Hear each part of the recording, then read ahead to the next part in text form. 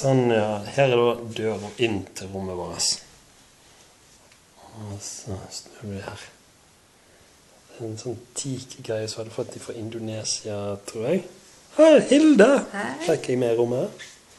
Så det mest spesielle er vel kanskje denne sengen her. Det ser ut som nesten som tatt ut fra en skrekkfilm, egentlig. Se her. Få litt perspektiv på sakene her. Går det ikke an å zoome ut her? Sjekk denne dobbeltsengen her, da. Det er fantastisk. Dette her aner jeg ikke hva jeg engang. Er det bare gardinstong? Er dette en stol?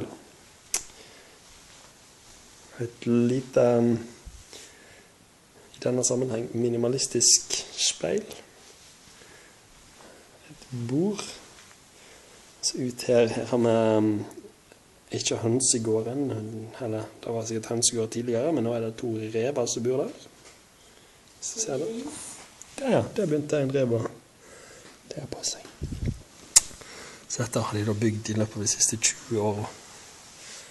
Der nede var det med filmet sist, sånn cirka. Nei, nå tar jeg helt feil vei. Ja.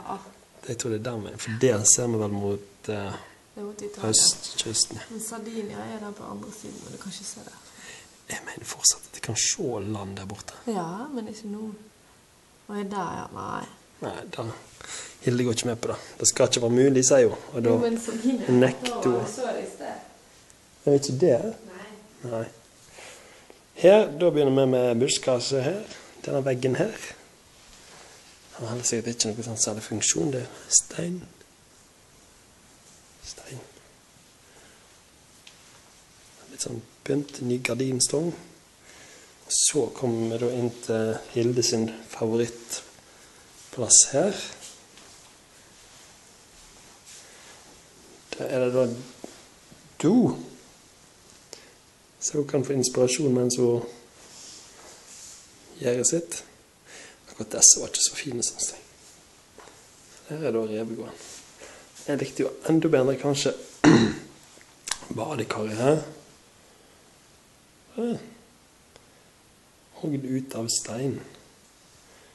Så oppi der er det kommer dusjen strålende ned.